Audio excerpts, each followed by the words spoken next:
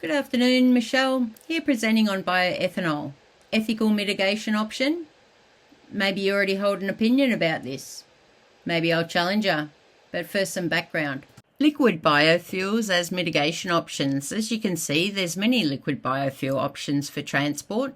Road transport is by far the biggest emitter of the sector, contributing about 70% in 2019 and rising faster, especially in the global south, than other end-user sectors, producing 8.7 gigatons CO2 equivalent of direct emissions that the IPCC expects to double by 2050, rising 2% annually.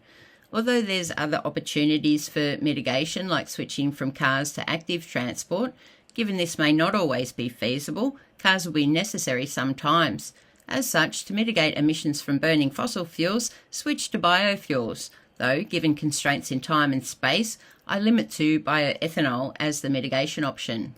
As an option, the idea is bioethanol can replace petrol, mitigating climate change, diversifying transport fuels, offer energy self-sufficiency, and brings prosperity to rural communities. Strike through the agro-industrial sector. Bioethanol, a flammable alcohol derived from natural fermentation, can run engines like petrol via internal spark combustion. But burning fossil carbon and biofuels releases the same amount of CO2 equivalent. Yes, but bioethanol is carbon neutral. The CO2 from burning bioethanol feeds bioethanol's feedstock as they grow.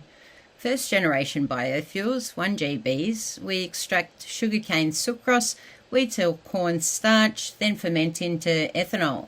Oils and fats from oil seeds, oil palms or animals are transesterified into fatty acid methyl esters to produce biodiesel. Thus, we get fuel from food. What an idea.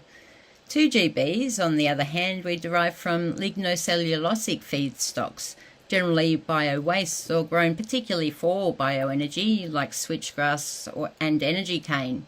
Fantastic. Fuel from wastes. However, they're still in demonstration and may require regulations such as carbon pricing or carbon capture and sequestration for viability. This graph shows their commercialization status. The more to the right, the closer to being commercial. 3GBs and 4GBs still in R&D, we derive from algae and seaweed. According to Thompson, 2012b, the Climate Mitigation Initiative, CMI, estimates, given 2004 technology, that biofuels, increased 12-fold, will occupy only 1/16 of global cropland.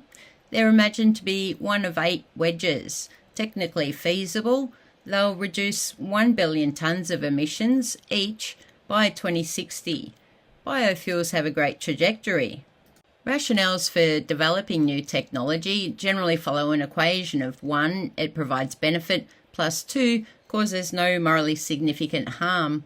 Regards bioethanol, this equation produces a Sarowitzian excess of objectivity, endless conflicting answers to this question, which makes assessment of bioethanol an ethical concern. As we've seen, proponents of biofuels propose some possible benefits, but how? But because 1GBs have better fuel carbon intensity. They emit less emissions per unit of energy than petrol.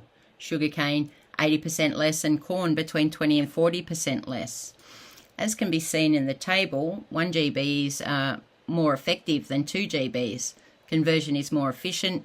Although they can sometimes have more emissions during conversion, their economics adds to their favour. They're a renewable source of energy from the sun. However, some argue structures limit feedstock availability, and given the demand on ag lands, they're cost prohibitive. But if bioethanol were to shift to mass transport like buses, air or water, offering more passengers per trip and long distance travel, a limit of electric cars, prices may change. Even though bioethanol may provide those benefits, they harm. They compete with food. Rising prices cause land grabbing and deforestation, which seems unethical. As a mitigation option, biofuels need to be carbon neutral, better, carbon negative. As such, we need to change behaviour, e.g. from industrial to small farms, because industrial ag is energy inefficient. Rundgren 2013 informs industrial ag uses more than 6,000 megajoules of fossil energy, or 1 barrel of oil, to produce 1 tonne of corn, while in Mexico, using traditional methods, only uses 180 megajoules. Rundgren rightly surmises that replacing human labour with oil makes no sense for bioethanol, deprives people of subsistence, driving them into poverty, with the winners being capitalism's elite and the losers, bioethanol's mitigation potential, democracy and small farmers. Instead, small farms could refine on site in developing countries where infrastructure lock-ins aren't prohibitive. Agricultural lands need to be designed and supported with infrastructure such that land use change, degradation, deforestation doesn't occur, habitat, biodiversity and food are not displaced. Otherwise, according to many commentators, emissions will increase to be far worse than petrol. Recommendations suggest technology needs to design perennial crops for increased yields, easy conversion to sugars that grow on degraded or abandoned agricultural lands, restoring carbon. Grown without any inputs like petrochemicals and water. Grown thus removes competition with food and reduces deforestation's carbon debts. Moreover, infrastructure and engines will need adjusting to run 100% bioethanol. This technological development needs to distribute the risks and benefits of this public-private partnership democratically, which will entail augmenting intellectual property rights. Restrictively, contra CMI, the quantity of land needed to grow the requisite feedstocks is so vast it's unattainable. As ID 2008 informs, quote, even if all the corn and soybeans produced in the US in 2005 had been used for bioethanol production, this would only have replaced 12% of the country's gasoline demand and 6% of its diesel demand, end quote. Thus, we need Planet B, or focus biofuels on aviation and international shipping that IPCC 2022 suggests. Biofuels need to be sustainable, which road transport cannot supply. Thus, governments need to recreate markets, not for cars again, but for those suggested markets, thus reducing the unsustainable quantity of bioethanol needed. Moreover, improve bioethanol's social licence with a certification system to ensure consumers their use of air and sea aren't causing deforestation via direct or indirect land use change for food or fuel production. Part 2, Mitigation Potential. Assessment and critical evaluation of the ethics of ethanol's mitigation potential. To assess the potential of bioethanol as an ethical mitigation option for climate change, I adapt the framework of Tate 2011 of the Nuffield Council on Bioethics. It's underpinned by 3 moral concepts: human rights, solidarity and sustainability. Unfortunately, time constraints dictate I focus only on 2: human rights vis-a-vis food and sustainability vis-a-vis environment.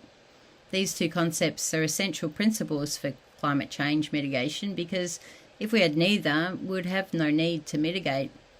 Therefore, for endorsement, bioethanol must pass on human rights, then sustainability. If it passes, answers to a series of ethical questions dictate action. So, the UN declares the right to food is universal, a moral principle. It ought to dictate ethics, our actions. I invoke this right because of the food versus fuel debate that argues bioethanol as a technological fix will result in more harm. Transforming food into fuel creates direct competition for all ag resources, land, water, etc. This competition will create food shortages and increase food prices. Poor people will go hungry. As Thompson 2012a argues, because this is framed as a zero-sum game, the ethical action is to stop biofuels. Food is a universal right, fuel is not. Further, as Gonzalez 2018 explains, transnational agribusinesses' land-grabbing policies displace local and indigenous populations from their means of subsistence. What's more, these corporations degrade their lands by imposing Western agriculture, causing degradation, deforestation and petrochemical pollution. Land grabbing, aka foreign investment, compromise the right to food by inflating prices, which sparks riots. Further, Gonzalez 2018 informs foreign investors also create land purchase agreements that restrict the host state's authority, that enables the investor to initiate legal proceedings against the host state, claiming compensation if they try to protect the environment or their citizens.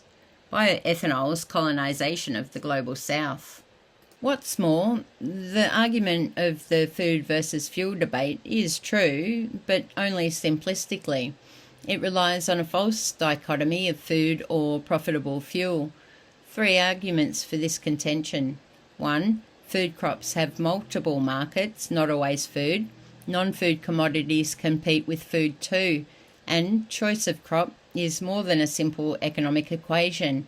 Values and politics affect land use too. What is food?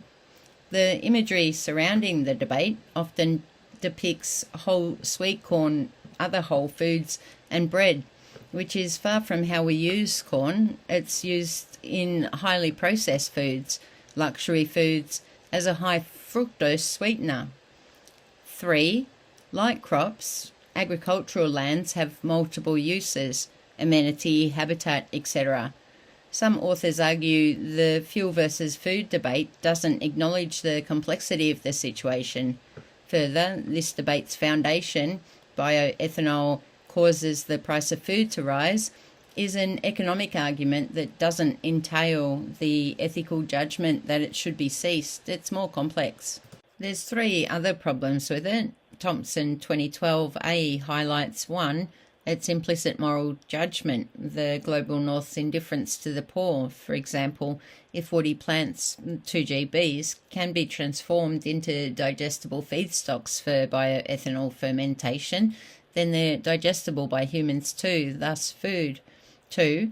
Why do we think it's ethical to use technology for bioethanol production instead of food for the poor?